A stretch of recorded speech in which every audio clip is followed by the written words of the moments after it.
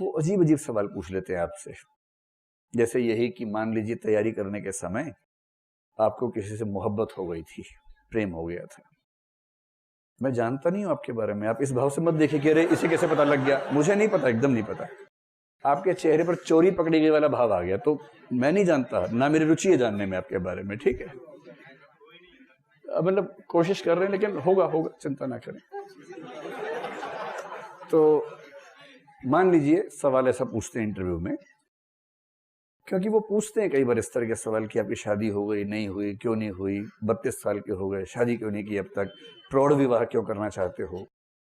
तो कई बच्चे बहुत सेफ आंसर इसमें लेके चलते हैं, क्योंकि बच्चों को पता है कि जहां कोई जवाब देंगे फंस जाएंगे, फिर 50 सवाल आएंगे। तो आजकल यूपीएससी के इंटरव्यू देने वाले बच्चों की सबसे सामान्य इस पे अप्रोच ये रहती है कि ऐसा जवाब दो कि अगला सवाल ना पूछे। क्या जवाब देते हैं कि सर मैं कहीं कमिटेड हूं, हमारी कमिटमेंट है कि नौकरी हो जाए फिर हम शादी करेंगे। ये सबसे सेफ आंसर है। इसके बाद जनरली वो कुछ नहीं पूछते। तो सब बच्चों ने ये याद कर रखा है कि जी मैं कमिटेड हूं, हमारी बात हो गई है, और उसके बाद बेशक कमिटमेंट हो न हो, आज तक बात हुई हो ना हुई हो, लेकिन वो जवाब आमतौर पे दे देते हैं। फिर वो उससे पूछते हैं कि अच्छा मान लीजिए आप कमिटेड हैं, तो अगला सवाल बता दीजिए। कोई बात नहीं। मान लीजिए कि आपका सिलेक्शन हो गया और उसके बाद आपने अपनी कमिटमेंट पूरी करने के लिए अपने घर में माता जी से बात की, पिताजी से बात की। इसमें माताएं ज्यादा बदनाम है बिना बात के, जबकि पिता भी कम नहीं होते हैं। पिता माता के माध्यम से काम करवाते हैं, लेकिन भूमिका बराबर की रहती है उनकी भी। तो जैसे ही आपने, मतलब मैं किसी लड़के को केंद्र में रख के बात कर रहा हूँ, इसका रिवर्स लड़कियों के केस में हो सकता है कि आपने जैसे ही अपनी माता जी से कहा, आपको उम्मीद थी कि माता जी मान जाएंगी, बचपन से बहुत प्रेम करती रही हैं आपको, आपकी हर जिद को मानती रही हैं, आपको भरोसा था कि एक आखिरी जिद भी मान ही लेंगी, ऐसा क्या है।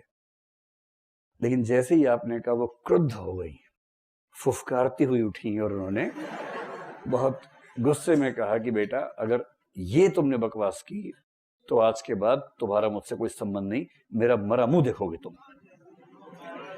ऐसा डायलॉग मार दिया है माता जी ने। और सीरियसली, ऐसा नहीं कि प्यार मोहब्बत में कहा हो, सीरियसली कहा है। अब आपके होश फाख्ता हो गए। कितने कितने आपने वायदे कर रखे थे, 4 साल से डेली प्रॉमिस कर रहे थे, और जब जब उसने पूछा कि तुम्हारी मम्मी कैसी है, आपने कहा मम्मी बहुत ही उदार महिला है, इतनी उदार है कि आज तक उन्होंने कुछ कहा ही नहीं। वो तो पड़ोस में भी किसी का लव मैरिज जो समर्थन करती है सबका। तो इससे बच्चे ने अनुमान किया कि अपने घर में भी समर्थन करेंगे। वो ये भूल गया कि पड़ोस के घर में करना अलग बात होती है, अपने घर में करना अलग बात होती है। तो अब वो कह रहे हैं कि बेटा हुआ ये है कि वायदा आपने 4 साल में इतनी बार किया है कि आप गिल्ट फीलिंग से मर जाओगे अगर शादी नहीं करोगे तो। और माँ ने कह दिया कि बेटा अगर इससे शादी की तो मजाक नहीं कर रही हूं, मैं सच में मर जाऊंगी। और एक दिन वो कन्या आपके घर में आ गई है माँ से मिलने के लिए कि भाई ऐसी क्या बात हो गई, हमसे भी तो बात करो। और दोनों के बीच तू मैं ठीक से हो गई है, कहा सुनी ठीक से हो गई है। आप बीच में मूक दर्शक बन के बैठे हुए हैं और आपके पड़ोस में आपके पापा बैठे हैं चुपचाप एकदम।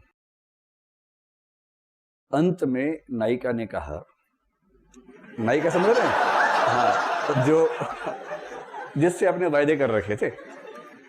अंत में नायिका ने कहा ऐसा है, लड़के का नाम कुछ भी सोच लीजिए, रमेश सुरेश कुछ भी कर लीजिए, ठीक है। क्या नाम रखे, सुरेश रखने हैं? लड़के का नाम पूछ रहा हूं भाई, दिमाग में ऐसा। चलो चलो चलो, ठीक है ठीक है ठीक है ठीक है, मान लीजिए कुछ भी, सुरेश नरेश महेश कुछ भी मान लीजिए, ठीक है। कोई XYZ नाम मान लेते हैं, ठीक है।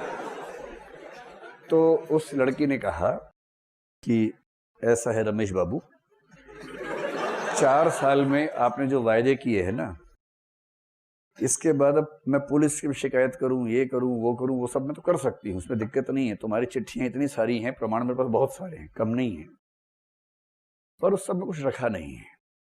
जब धोखा हो ही गया तो फिर इन सब में क्या रखा है। तो उसने कहा ऐसा है कि मैं अभी इसी क्षण आत्महत्या कर रही हूं, और वो सामान लेके आइए साथ में ही। समझ लीजिए, उसके पास मिट्टी का तेल, लाइटर सब कुछ है, साथ में है। बैग में से निकाला और उसने कहा पास मत आना। देखो, उसने कहा कि मेरे पास मत आना, वो करीब 5-6 फीट की दूरी पे है आपसे। उसने कहा हिलना मत वहां से, और उसने देखते ही देखते मिट्टी का तेल अपने ऊपर छिड़क लिया है और माचिस हाथ में है। हंसने की बात नहीं, सीरियस सिचुएशन है, थोड़ा सीरियसली समझो उस बात को पहले। और वो ठीक उस मूड में है कि अगर उसको नहीं रोक पाए तो वो आग लगा लेगी खुद को। ये सवाल पूछते हैं ये इसके इंटरव्यू में, इस तरह के सवाल, मतलब इतना विस्तार में नहीं, संक्षेप में पूछते हैं, लेकिन भाव ये रहता है। और जैसे ही आपकी माताजी ने देखा कि बेटा द्रवीभूत हो रहा है, द्रवित हो रहा है, बहकावे में आ रहा है, तो माँ किचन के अंदर गई, वो भी बोतल लेके आ गई। बोली बेटा फैसला करने से पहले यहां भी देख लो। और माँ ने भी मिट्टी का तेल छिड़क लिया है पूरा, और माचिस हाथ में है। अब आपको करना है फैसला, और तीसरी बोतल नहीं है, क्योंकि ऐसे में अधिकांश बच्चे बोलते हैं मैं खुद ही छिड़क लूंगा अपने ऊपर और मैं खुद ही मर जाऊंगा। वो ऑप्शन नहीं है, 2 ही बोतलें थी, वो खत्म हो गई हैं। 2 ही माचिस थी, पहले से ऑक्यूपाइड है वो, तीसरी माचिस नहीं है, या लाइटर, जो भी आप अच्छा समझे, 2 ही थे। अब आपको फैसला करना है, दोनों तरफ से अल्टीमेटम है, 20 सेकंड में फैसला करो, नहीं तो मैं गई, नहीं तो मैं गई। और 20 सेकंड चुप रहे तो दोनों गई, चौथा ऑप्शन नहीं है। तो आप सोच रहे हैं कि मैं सही जवाब आपको देने वाला हूं, मैं कोई जवाब नहीं देने वाला हूं। मैं केवल आपके अंदर आग पैदा कर रहा हूं समझने की कि एथिक्स क्या करता है, एथिक्स में किस तरह की समस्याओं को झेलना पड़ता है। ये सब इंटरव्यू में होता है।